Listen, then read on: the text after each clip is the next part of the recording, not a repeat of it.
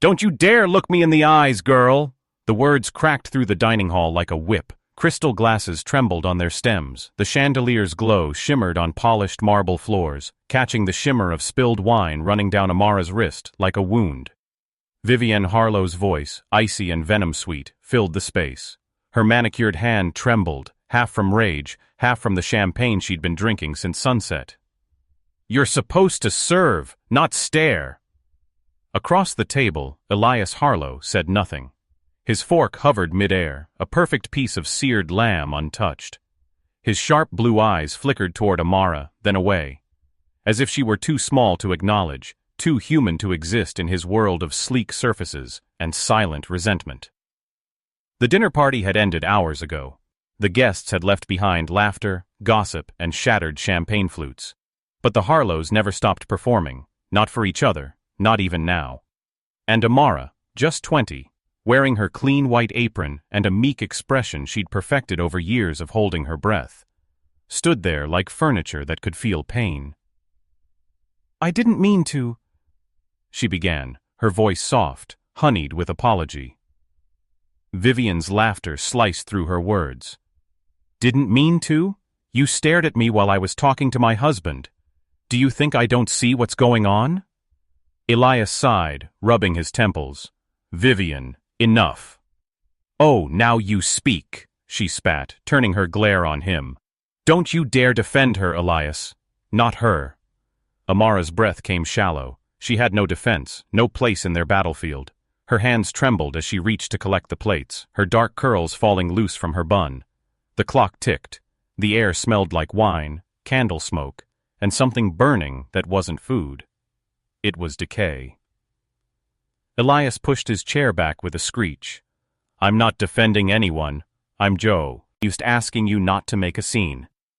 Vivian's mouth curled. "A scene? You think I care about scenes anymore? You made one the day you stopped loving me." The words hung like broken glass between them. Elias froze. Amara lowered her gaze, the edge of the table blurring through tears she wouldn't let fall. The billionaire's face softened for a fleeting second, then hardened again. The expression of a man too proud to admit guilt. "Clean this up," Vivian hissed finally, throwing her napkin onto the floor. "And next time, keep your eyes down. You're paid to be invisible." Vivian swept out of the room, heels clicking like gunshots across the marble. Elias stood there a moment longer. The shadows clung to him. Then he walked toward the balcony, sliding open the glass door to the night, where rain misted against the lights of his empire below. Amara knelt quietly, picking up broken glass with trembling fingers. Each shard mirrored a face that wasn't hers. Vivian's sneer, Elias's emptiness, her own reflection fractured between them. When she pricked her finger, she didn't flinch. The pain felt like proof she still existed. The next morning came slow and heavy, like the sky itself was tired. Amara woke before dawn, as always, to the sound of silence, that strange, expensive silence that only mansions could afford. She slipped on her uniform, tied her apron, and braided her hair tight. In the mirror, her reflection stared back, deep brown skin glowing faintly in the low light, eyes too wise for 20, a girl who carried her dignity like armor. Downstairs the house gleamed, gold fixtures, glass walls, a piano no one played. Vivian's heels clicked again somewhere in the distance. Her voice floated down the hall, low and sharp. "Make sure the flowers are fresh. We have guests tonight. And tell the chef I want the lamb done right this time. I'm not EA. Ting that dry garbage again." Amara nodded silently. She moved through the mansion like a whisper, clearing glasses, folding napkins, breathing in rhythm with the clock. Then she saw him, Elias, standing at the edge of the terrace, his suit jacket draped over one arm, phone pressed to his ear. His jaw flexed as he spoke, his tone clipped, distant. "Sell the shares. I don't care what the board says. I built this company from nothing. They'll do what I tell them." When he hung up, his gaze drifted toward the city skyline, sharp, endless, and cold. Amara hesitated, clutching the tray to her chest. "Would you like some coffee, sir?" she asked softly. Elias turned slightly. For a moment, his eyes actually met hers. There was something weary there, a man who hadn't slept in years. Yes, he said quietly. Black. She nodded and left, her steps feather light. Hours passed. The storm outside built into thunder. By late evening, the mansion filled with guests again. The rich, the polished, the cruelly bored. Vivian, draped in silver silk, laughed too loudly. Elias smiled too little. Cameras flashed. Amara stood by the dining door holding a tray, invisible once more. But as she watched Vivian grip Elias's arm too tightly and whisper something cutting, she saw the faintest flicker of hurt in his eyes. It was small, but it was real. And for some reason, it hurt Amara too. When the party ended, Vivian stumbled into the kitchen, mascara streaking her face, fury in her step. Elias followed, silent, his tie undone. "Do you enjoy this?" she snapped. "Standing there, letting them think we're perfect? While you look at her like she's the only person in this house worth noticing." "Vivian," he said lowly, warning in his tone. "No, don't Vivian me," she screamed. "I see it, Elias. I see how you look at her. Like she's pure. Like she's what I used to be." Amara froze where she stood. Her heart pounded. Vivian turned, eyes blazing, and saw her. "You," she hissed. "You little—" She grabbed a glass of wine and hurled it. It splashed crimson down Amara's face and apron. For a heartbeat, no one moved. Elias's breath caught. Amara stood dripping, trembling, her dark eyes wide and alive with shock and something deeper, something starting to wake inside her. Vivian's chest heaved. "Say something, you stupid girl." Amara's voice shook, quiet but certain. "I think you're hurting more than you want to admit, ma'am." Vivian's mouth fell open. The silence that followed wasn't peace. It was the beginning of a storm none of them could yet name. The night after the wine incident hung over the mansion like a ghost.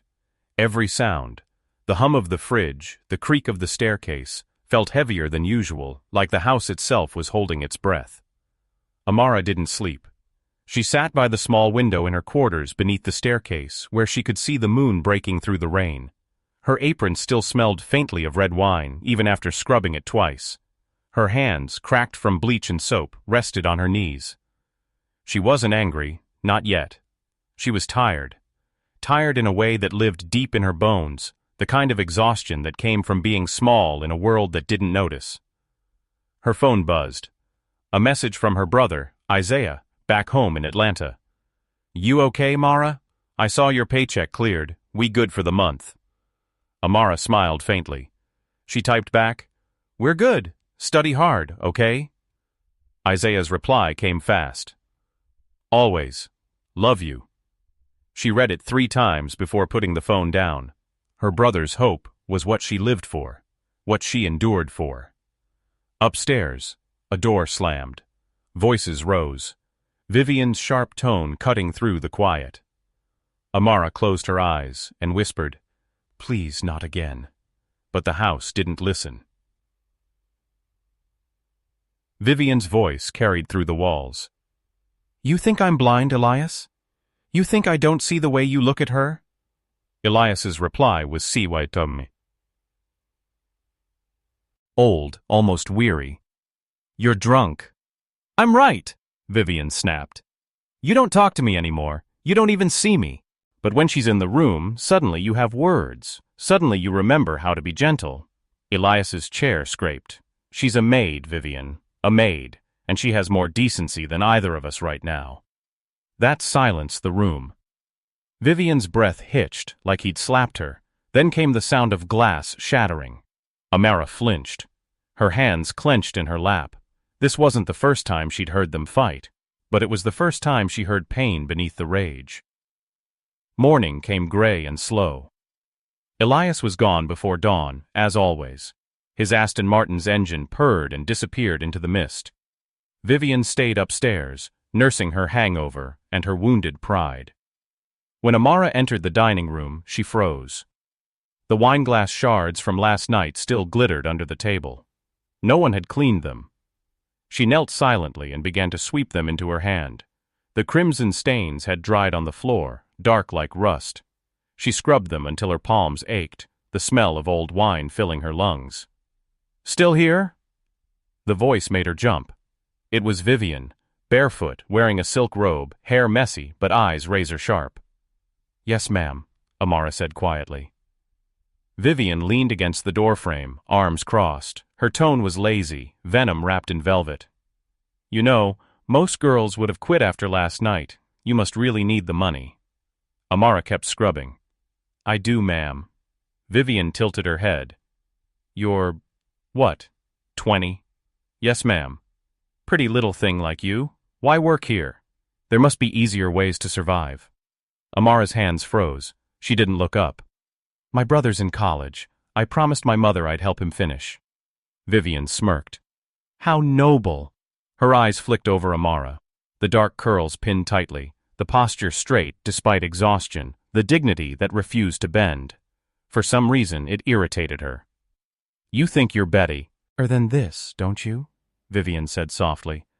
"Better than me?" Amara shook her head, still focused on the floor. "No, ma'am. I just try to do what's right." Vivian laughed once, a brittle sound. "Right. Let me give you advice, sweetheart. Right doesn't matter. Power does. You'll learn that." She turned and left, her perfume trailing behind like smoke. Amara stayed on her knees long after she was gone, breathing shallowly, feeling the sting of humiliation crawl under her skin. Later that afternoon, Elias returned, the echo of tires on gravel, the heavy front door swinging open. He moved through the mansion like a storm in a suit, shoulders tight, voice clipped as he spoke to his assistant on the phone. Amara passed him quietly in the hallway. His gaze flicked toward her, then softened. "How's your hand?" he asked. She blinked. "Sir? You cut it yesterday. I saw."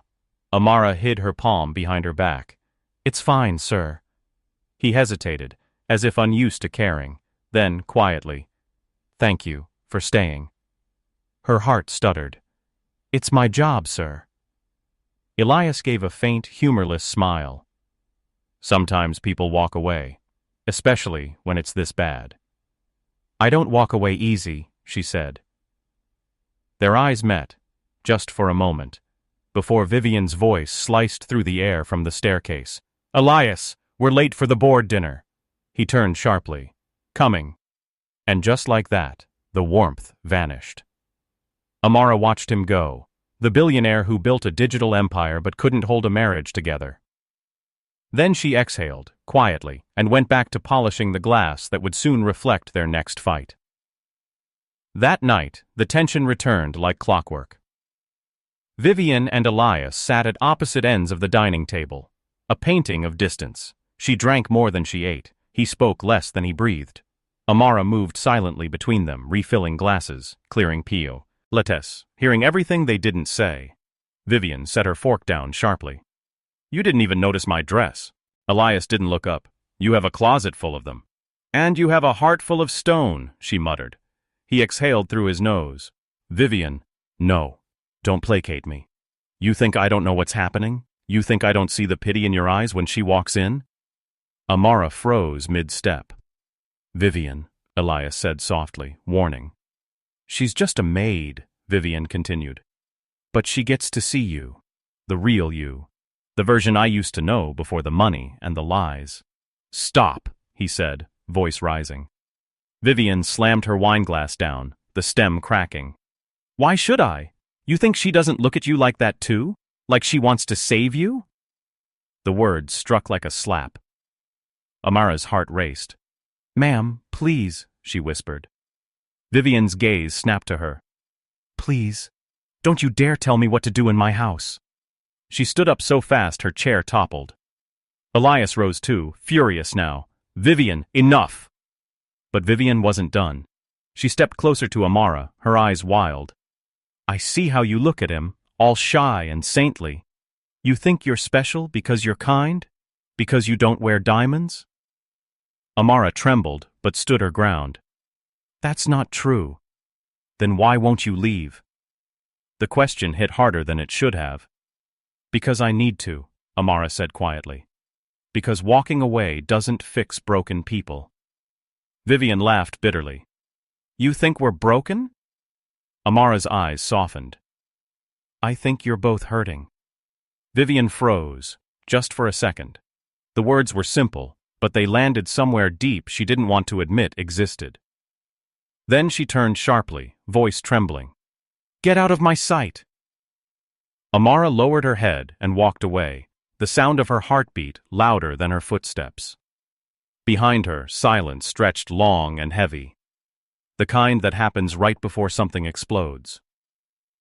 Upstairs, long after midnight, Elias sat, in the darkened study, staring at nothing. The rain hit the windows in waves.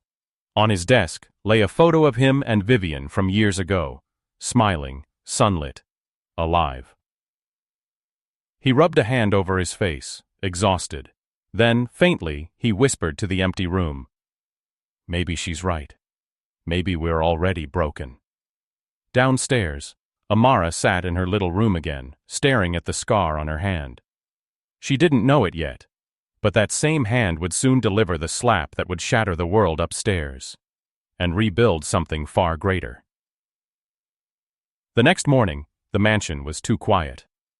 No arguments, no slammed doors, no sound but the low hum of rain against glass.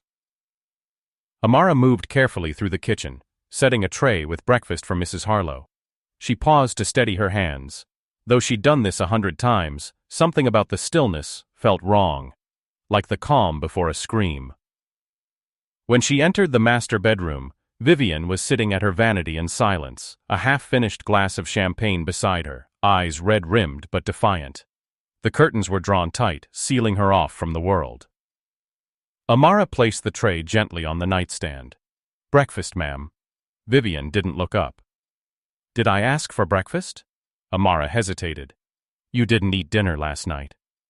Vivian's reflection met her gaze in the mirror.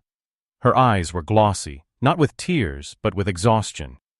"You think I care about food?" Amara didn't answer. She was learning that silence was sometimes safer than truth. Vivian turned slightly in her chair. "You ever been married, Amara?" "No, ma'am." "Then you wouldn't understand." Her voice cracked softly, just once, before she covered it with a bitter laugh. "You work, you give, you build a life, and then one day, the person beside you forgets what it's like to look at you. You become furniture." Amara's chest tightened. "That sound about is lonely." Vivian's head snapped up. "Lonely? No, it's worse. It's empty." She took a shaky breath, her hands trembling. "I hate what he's made me become." Her voice was so quiet, so honest, that for the first time, Amara didn't hear cruelty in it. She heard pain. Then, as quickly as it came, Vivian's walls shot back up. "You can go now." Amara nodded and turned to leave.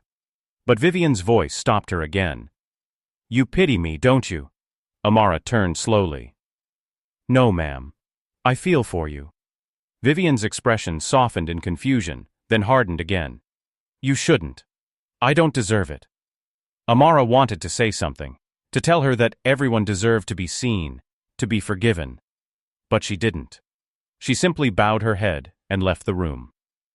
Behind her, Vivian's shoulders sagged, and for the first time, she looked small.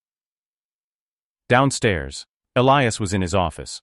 His fingers hovered over his keyboard, but his mind was far away. He'd been awake all night, replaying Vivian's words from their fight. He wasn't sure what he hated more, her cruelty or the truth in her accusations. He had looked at Amara differently, not with desire, but with something rarer, respect. She was everything they weren't, simple, honest, uncorrupted by money. The way she moved through pain with grace made him feel both ashamed and drawn in. When Amara appeared in the doorway with his coffee, he looked up too quickly. "Sir," she said softly, "your morning coffee." He cleared his throat. "Thank you." She turned to leave, but he stopped her. "Amara." She looked back, uncertain. He hesitated, a billionaire suddenly unsure how to speak to a maid. "You said last night that we're hurting. Why would you say that?" Her voice was careful. "Because people who hurt others are usually the ones hurting most." His jaw clenched. "You think we're cruel. I think you've forgotten how to be kind." Her words weren't accusatory. They were gentle, honest, and that somehow cut deeper. Elias leaned back in his chair. You don't know us. Amara, me. His eyes, steady. Maybe not, but I see what this house does to you. He stared at her for a long moment, then looked away. You should go, before someone hears. She nodded and left. But even after she was gone, her words lingered in the air. Heavy, true, impossible to ignore.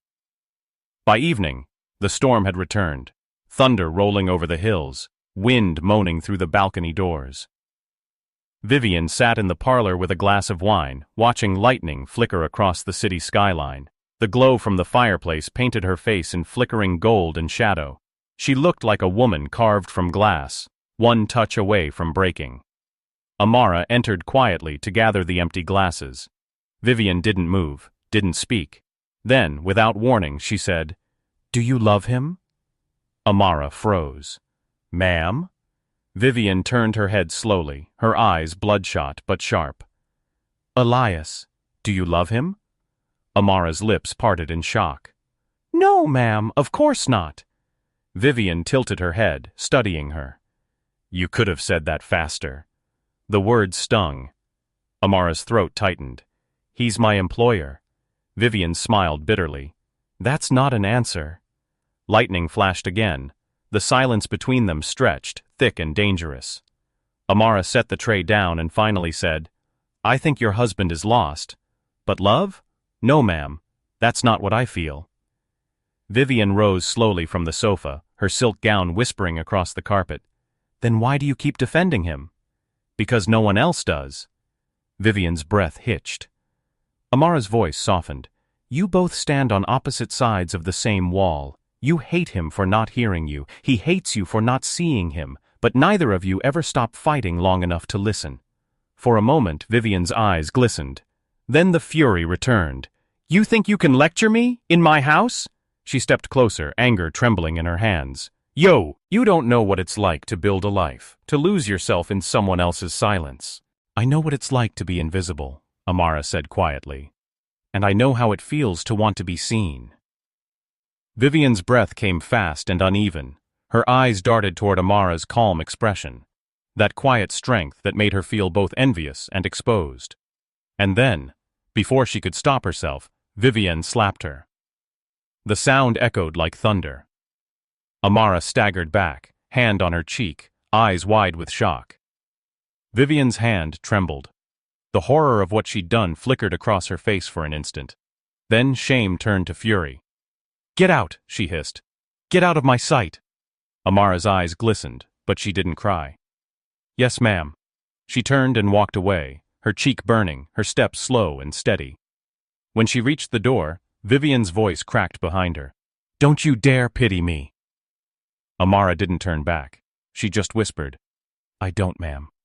I forgive you." And then she was gone. Upstairs, Elias stood at the top of the staircase, frozen. He'd seen everything.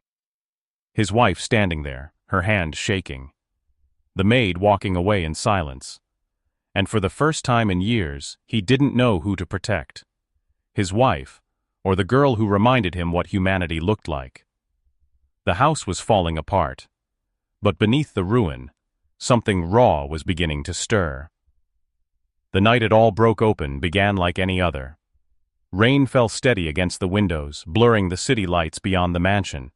The air was thick, charged, waiting. Somewhere deep inside, the house seemed to know what was coming. Amara stood in her small room, staring at her reflection in the mirror. The bruise on her cheek was faint now, but her eyes still carried the weight of it. She pressed a cold cloth against her skin, more out of habit than pain. In her lap lay a folded letter from her brother, Isaiah. His handwriting was uneven but full of hope. "One more semester, Mara. I'm so close. You're the reason I'm still trying." She closed her eyes. That letter was her anchor. Every insult, every humiliation. It all meant something if Isaiah's dream could live. But tonight, something in her chest felt different. It wasn't just endurance anymore. It was something stronger, quieter.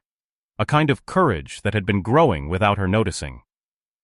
Upstairs, glass shattered. Then, shouting. Amara rose instantly, heart pounding. In the dining room, chaos reigned. Vivian stood at the center, her silver gown torn at the shoulder, mascara running down her cheeks. Elias was by the bar, his jaw clenched, his tie undone, eyes cold as ice. "You lied to me," she screamed. "You promised the deal was off. You said we'd stop selling the company." "I said I'd think about it," Elias snapped. "Vivian, I don't owe you." "You owe me everything," she cried, her voice cracking. "I gave up my life for you, my career, my friends, myself. And what did you give me? A cage made of money?" Elias slammed his glass onto the counter, shards flying. "You made your choices, Vivian. Don't blame me because you hate who you've become." Her hands shook violently. "I hate you." "Then leave," he said coldly. That silence. It was like watching a heart stop. Vivian's face broke. For one terrible second she looked like a child. Terrified. Trembling. Then her gaze slid past him and landed on Amara. Amara had stepped into the doorway, frozen in place. Vivian's lips curled into something cruel. "And there she is, the little angel come to watch the show." Elias turned. "Amara, go back to your room." "No," Vivian said, voice sharp. "Let her stay. Let her see what happens when men like you get bored of women like me." "Vivian," Elias warned. She laughed bitterly. "No, let's tell her the truth. Let's tell the sweet little maid that this marriage is a graveyard, and she's been polishing the tombstone." Amara's voice was soft but steady. "Please, ma'am, don't do this."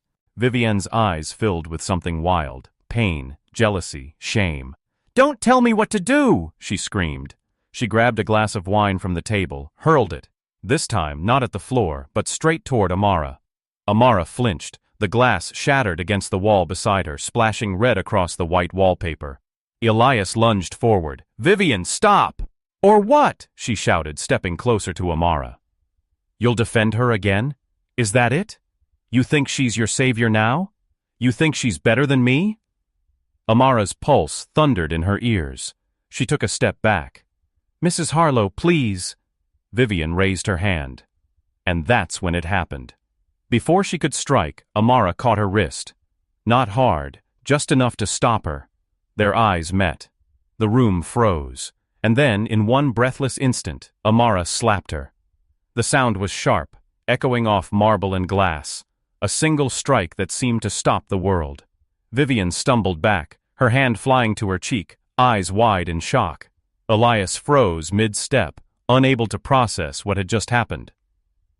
Amara's hand trembled in the air for a moment before lowering.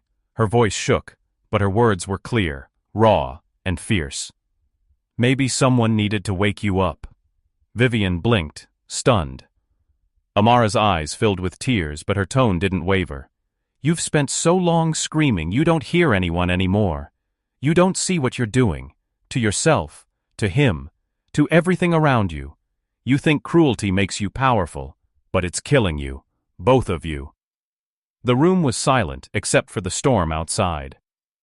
Elias's throat worked as he tried to speak, but no words came. Amara turned to him. "And you, sir? You let it happen. You hide behind your silence and your money, thinking it makes you strong, but it just makes you a coward." Elias's jaw tightened, but he didn't deny it. Tears spilled down Vivian's cheeks. Not graceful tears, but raw, broken sobs. She looked at Amara as if seeing her for the first time. You hit me," she whispered, voice trembling. Amara's expression softened. "I didn't mean to hurt you. I meant to wake you."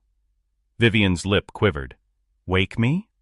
"Yes," Amara said quietly. "Because you've been asleep for years, trapped in your anger, afraid to feel. You both have." Elias took a shaky breath. "Amara." She turned to him, eyes wet. "You have everything, sir. But you treat it like a punishment. When did love become something you buy instead of something you give?" He looked away, his chest heaving. "You don't understand." "I do," she said softly. "Because I've had nothing. And I still know how to be kind." Vivian collapsed into a chair, hands covering her face. "What have I done?" she whispered through tears. What have we become? Elias sank down beside her, voice hoarse.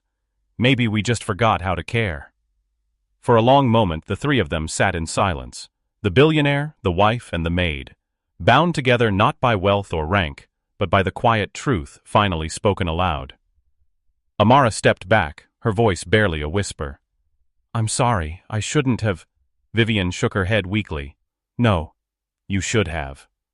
She looked up at Amara with wet, trembling eyes, not angry, not proud, but human. God help me.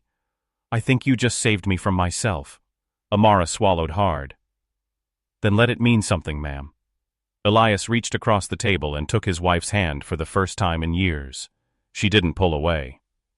The thunder outside rolled again, softer now, like the storm had finally begun to move on. Amara turned toward the door, her heart pounding, her face streaked with tears she hadn't realized were falling. Behind her, Vivian whispered to the empty air, Thank you. Amara paused, then left the room in silence. Her footsteps echoing through a house that finally, painfully, began to breathe again. The next morning, the house was too quiet. Sunlight crept through the tall windows, soft and golden, but it landed on a home that felt emptied.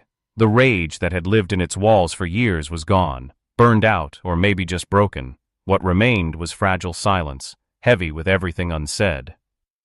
Amara stood by the kitchen counter, slowly folding the napkins for breakfast. Her fingers were trembling slightly, though she didn't quite understand why. Every time she blinked, she heard it again. The slap, the gasp, the stillness after. Had she really done that? Had she really raised her hand to her employer? The thought sent a shiver through her. She should have been terrified, and she was. But beneath that fear was something else, a strange calm, a quiet sense that, for once, the truth had been spoken, even if it came from shaking lips. The door creaked open behind her. Elias stepped in. He wasn't wearing his usual armor of perfection. No tailored suit, no cold expression. He looked like a man stripped bare, white shirt wrinkled, sleeves rolled, hair tousled, eyes tired. Amara, he said softly. She turned, straightening. Sir? He paused as if weighing every word. You didn't sleep? I'm fine, sir. He nodded slowly, then leaned against the doorway. Vivian didn't sleep either. Amara's throat tightened. Is she all right? She cried for hours, Elias said quietly. Then she locked herself in the bedroom. She told me not to follow. Amara looked down. I'm sorry, sir. I shouldn't have. He cut her off gently. Don't apologize. She blinked. He took a deep breath, his voice rough. You said things last night that no one else ever had the courage to say to us. You were right, about all of it. Amara swallowed. I didn't mean to disrespect. It wasn't disrespect, he said. It was honesty, something we both forgot existed. For a moment, neither of them spoke. The sound of the clock, like ticking, filled the air. Finally, Elias asked, Can I make you breakfast? Amara almost laughed. Almost. Sir? He smiled faintly. You've been cooking for us for 2 years. Let me return the favor. She hesitated, unsure if it was a trap, but the gentleness in his voice disarmed her. She nodded. He moved to the stove awkwardly, pulling out pans and eggs like a man who hadn't touched them in years. Amara watched him crack the first egg too hard, shell fragments falling into the bowl. She stepped closer, trying not to smile. You have to be gentle, sir, like this. She took his hand briefly, showing him how to crack along the edge of the counter. Their fingers brushed, and both of them froze, not in romance, but in quiet recognition. Two worlds that had never truly touched suddenly sharing space. Elias looked down at her. When's the last time someone spoke to you the way you spoke to us last night? Amara hesitated. Never, sir. Why not? She shrugged. Because no one ever listens when a maid speaks. Elias's jaw tightened. They should. Her lips parted slightly at the sincerity in his tone. Before she could reply, the sound of footsteps echoed from the stairs. Vivian. She appeared in the doorway, barefoot, wearing a long robe, her eyes swollen from crying. The sight of her stopped both of them. For the first time since Amara had known her, Vivian didn't look composed. She didn't look cruel either. She looked human. Undone, fragile, but present. Elias straightened immediately, his instinctive tension returning, but Vivian lifted a trembling hand. "Don't," she whispered. "Don't pretend it didn't happen." Amara lowered her gaze. "Mrs. Harlow, Vivian crossed the room, her bare feet silent on the tile. She stopped just in front of Amara. "I've been angry for so long," Vivian said softly. "Angry at him, angry at myself, angry at the world. But the truth is, I hated what I became. I used you to feel powerful." Tears filled her eyes again. "I'm so sorry." Amara's chest tightened. "You don't have to." "I do," Vivian's voice broke. "You were the only one who ever looked at me and didn't see money, didn't see my name. You saw me, and I hated you for it." The silence that followed was unbearable. Then Vivian did something no one in that house would have believed possible. She took Amara's hands in hers. Her grip was cold, trembling. "Thank you," she whispered, "for what you did, for waking me up." Elias's eyes glistened. He looked at his wife, really looked, for the first time in years. Vivian turned to him, her voice shaking. "I don't know if we can fix this, but I don't want to live like that anymore." He stepped closer, nodding. "Neither do I." For a long moment they stood there, husband and wife, broken and beginning again, with Amara quietly in between, the silent witness to a healing no one saw coming. Then Vivian turned back to her. "Amara, you shouldn't be working here. You should be living. You have dreams. Don't let us take them from you." Amara's breath caught. "My brother's in school. I need to make sure he finishes." Vivian smiled through her tears. "Then let us help." Amara shook her head instantly. "No, ma'am, I couldn't." Elias interrupted gently. "You will. We'll fund his tuition, and yours, if you ever want it." Amara's eyes filled with tears. "Sir, Vivian squeezed her hand. "Consider it the least we can do." The clock ticked again. The smell of burnt eggs filled the air, and Elias groaned softly. Amara actually laughed this time, a small, incredulous sound that broke the heaviness in the room. Vivian smiled weakly. "You're a terrible cook, Elias." He chuckled. "Guess I'd better keep her around to supervise." Amara looked between them, at the couple who once lived in chaos, now standing together, raw and uncertain, but finally awake. "Maybe the house it's ours." Elf exhaled then, the walls lighter, the silence softer. Because for the first time, there was no shouting, no breaking glass, just three people, standing in morning light, trying to start again. That afternoon, Amara packed her small bag. She would stay one last week, long enough to ensure the transition, long enough to say goodbye properly. As she folded her clothes, Vivian came to her door. She leaned against the frame, arms crossed, eyes kind. "You could stay," she said softly. Amara smiled. "I think I need to go." Vivian nodded slowly. "Then go make something beautiful of your life, Amara." She hesitated, then added quietly, "You're the first person who's ever told me the truth and didn't want anything in return. That's rare." Amara's voice was gentle. "Sometimes people just need to be seen." Vivian nodded again, her throat tight. As she turned to leave, she whispered, "Thank you for saving my marriage." Amara smiled faintly. "No, ma'am, you saved it yourselves. I just held up a mirror." Downstairs, Elias waited by the door with an envelope in his hand. "For Isaiah," he said simply. "Tell him he's got no excuse not to finish school now." Amara took it carefully, her voice trembling. "Thank you, sir." He nodded, eyes soft. "And Amara?"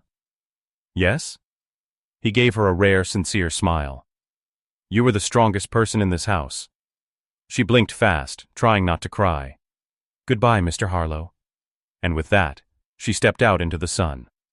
The air was fresh, clean, alive.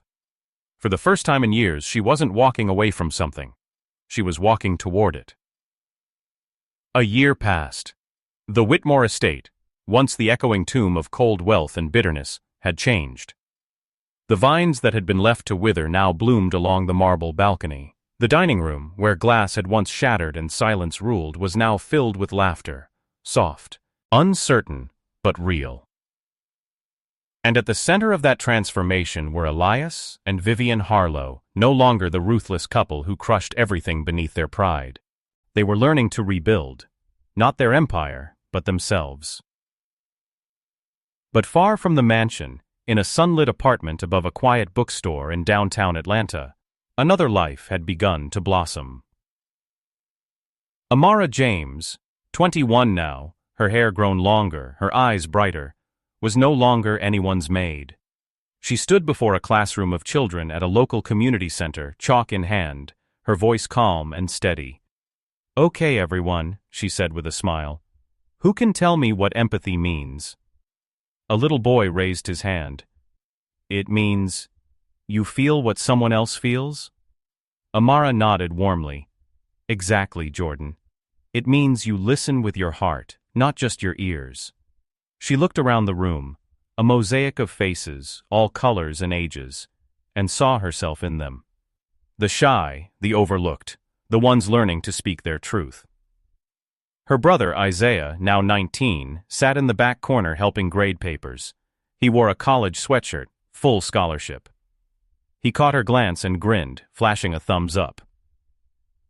When the bell rang, the children filed out in cheerful chaos. Amara leaned against the desk, exhaling. Her hands were dusted with chalk, her clothes modest but neat. Pale yellow blouse, blue jeans, hair tied in a soft bun. She had found peace, not luxury, but meaning. That evening, her phone buzzed. A message from an unfamiliar number. "It's Vivian. May I visit you?" Amara hesitated for a long time before typing back. "Of course."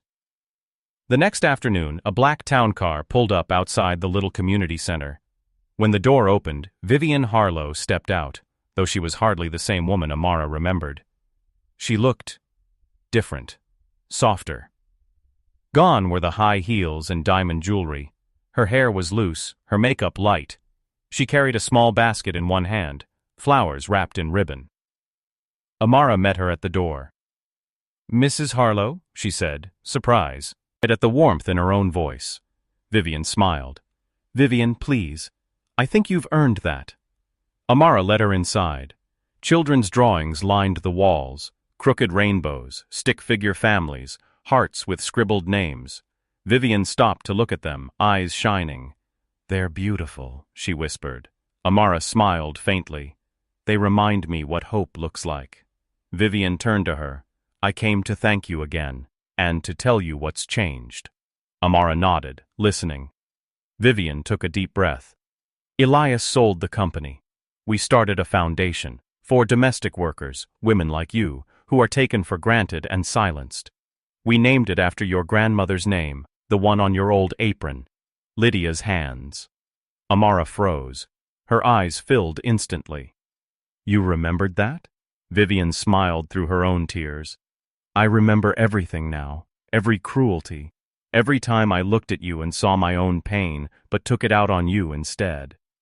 Amara's voice trembled. "You don't owe me anything." Vivian shook her head. "I owe you everything. You didn't just wake me up. You taught me what humility feels like." She handed the basket over. Inside were white tulips and a small card that read, "To Amara, who had the courage to speak when the rest of us forgot how." Amara traced the handwriting with her thumb, silent tears sliding down her face. "You didn't have to." Vivian smiled gently. "I wanted to, and I needed to tell you this, face to face, that your kindness changed us." She hesitated. "Elias wanted to come, but I told him this visit should be between us." Amara nodded, understanding. For a moment, they just stood there. Two women who had once stood on opposite sides of power, now meeting in a space of grace. Vivian's eyes wandered around the classroom again. "You belong here. You were never meant to live in shadows." Amara smiled softly. "Maybe shadows are what teach us where the light is." Vivian laughed, a sound that was genuine, light and free. "You sound like a poet." "Maybe I am," Amara said quietly. Vivian looked down at her hands, once decorated in diamonds, now bare, and whispered, "I envy your peace." Amara shook her head gently. "You can have it too, Mrs. Vivian. It's not something you buy. You just stop fighting the wrong battles." Vivian smiled through tears. "You're wiser than anyone I've ever met." Outside, the sun dipped low, turning the sky gold. They walked together to the car. Before Vivian stepped in, she turned one last time. "If you ever need anything at all, call me." Amara nodded. "Thank you. But I think I'm finally where I'm meant to be." Vivian smiled. "Then maybe we both are." The car door closed, and as it pulled away, Amara stood on the curb, watching it disappear into the traffic. A breeze stirred her hair. She looked up. The city humming around her, the sky deep and alive. She whispered to herself, "Wake up the world, Amara, one heart at a time." And she walked back into the classroom, into her new life, where her voice mattered. That night, as she graded papers beside her brother, her phone buzzed again. A message from Vivian. "He's writing you a letter, Elias. He wants to apologize himself." Amara smiled faintly, tears welling in her eyes. She whispered, almost to herself, "Sometimes, the greatest change starts with a single truth, even if it comes with a slap." She closed her eyes, exhaled, and let the peace of that truth settle deep in her bones. Because this wasn't just her redemption, it was theirs too. It was spring again, soft wind, magnolias in bloom, the kind of morning that carried the smell of second chances. Amara stood at the edge of a wide green lawn outside Lydia's Hands Foundation. The sign gleamed freshly polished, sunlight glinting off the golden letters. Her heart swelled as she watched families enter through the glass doors. Women in all work uniforms, men in paint-splattered jackets, children clutching their hands. This place was alive. Inside, the hum of quiet chatter filled the air. A young receptionist greeted everyone with warmth. On the walls hung framed photographs, not of donors or billionaires, but of the workers the foundation had helped, maids, nannies, drivers, janitors, people whose names the world rarely remembered, now immortalized in light. Amara walked down the main hallway, her heels clicking gently on the marble floor. She carried a clipboard, her ID badge clipped neatly to her blouse. Amara James, Program Director. Yes, that was her title now. She had spent the last year helping Vivian and Elias turn an idea into a sanctuary, a place that offered education, housing aid, and legal protection for domestic workers across the city. What began with a slap had become a movement. In the corner office, Vivian sat behind a modest desk, flipping through grant proposals. Her hair, streaked with a hint of silver, was tied back loosely. When she looked up and saw Amara, her face softened. "You're early," Vivian said, smiling. "I wanted to check the new applications before the meeting," Amara replied. "Always responsible," Vivian teased gently. "I don't know what I'd do without you." Amara smiled. "You'd manage. You've changed more than you think." Vivian paused, eyes warm. "So have you." They shared a quiet moment of understanding. Two women who had once been bound by bitterness and guilt now stood side by side, equals, partners in purpose. Later that morning, a man stepped through the glass doors. Elias Harlow. He looked older than his 31 years, not from exhaustion but from the weight of reflection. His dark suit was simple this time, his expression humble. Amara froze when she saw him. It had been over a year since that night. The night everything broke open. Vivian noticed her stillness and said softly, "He came to see you." Amara hesitated. "Should I?" Vivian nodded gently. "Yes. It's time." They met in the quiet garden behind the building. Wind rustled the tulips, the same white ones Vivian had once brought to Amara's classroom. Elias stood there, hands clasped, eyes downcast. When he looked up, his voice was barely above a whisper. "I wasn't sure you'd want to see me." Amara folded her arms lightly. "You didn't have to come." "I did," he said, "because there are things I should have said a long time ago." She waited. He took a breath, steadying himself. You told me once that I hid behind my silence, that I thought strength meant not feeling. You were right. He stepped closer, eyes glassy. I heard a lot of people trying to control what I was too afraid to face. I became the kind of man my father was, cold, proud, cruel. But that night, you didn't just stop Vivian. You stopped me. You made me see what I'd become.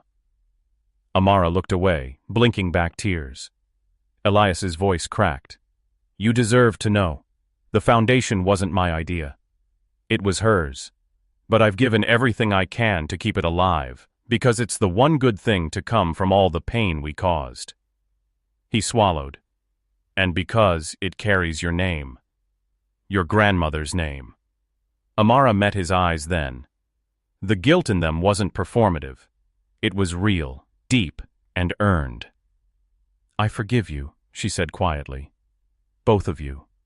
His breath caught. You do? She nodded. Because forgiveness isn't for the one who hurt us. It's for the one who survived. He closed his eyes, tears slipping down his cheeks. Thank you. Amara smiled faintly. Live differently. That's thanks enough. A silence followed. Not heavy, but peaceful. The kind of silence that means something's finally been set down. Elias looked around at the garden. It's beautiful here. Amara smiled. It's a place where broken things grow again. He nodded. Then it's the right place for all of us. He turned to leave, bowed. Tut before he did, he looked back once more. You changed everything, Amara. I hope you know that. She watched him go, not with anger, not with sorrow, but with quiet pride. Later that day, as the foundation filled with voices and laughter, Amara stood by the window overlooking the city. Isaiah came in, grinning. Guess what? He said, waving a letter. I got accepted. Grad school. Full scholarship. Amara gasped, hugging him tight. You did it, Isaiah. He laughed. We did it. You believed in me before anyone else did. She pulled back, tears in her eyes. Go make something beautiful of your life. He smiled, echoing her own words back at her. I learned from the best. That evening, as the sun dipped low, Amara stepped outside onto the terrace. The city stretched before her, alive with light and motion. The breeze carried the scent of flowers and distant rain. She thought of the mansion, the shouting, the glass, the slap. How something so small, so impulsive had changed so many lives. It wasn't the act itself, it was the truth behind it. That love, compassion, and courage could awaken even the coldest hearts. She closed her eyes and whispered into the wind, May no one ever fall asleep to their own humanity again. And when she opened them, she smiled, not because everything was perfect, but because it was real. The world had been cruel, but she had answered it with grace. And in doing so, she'd helped a family, and herself, finally wake up.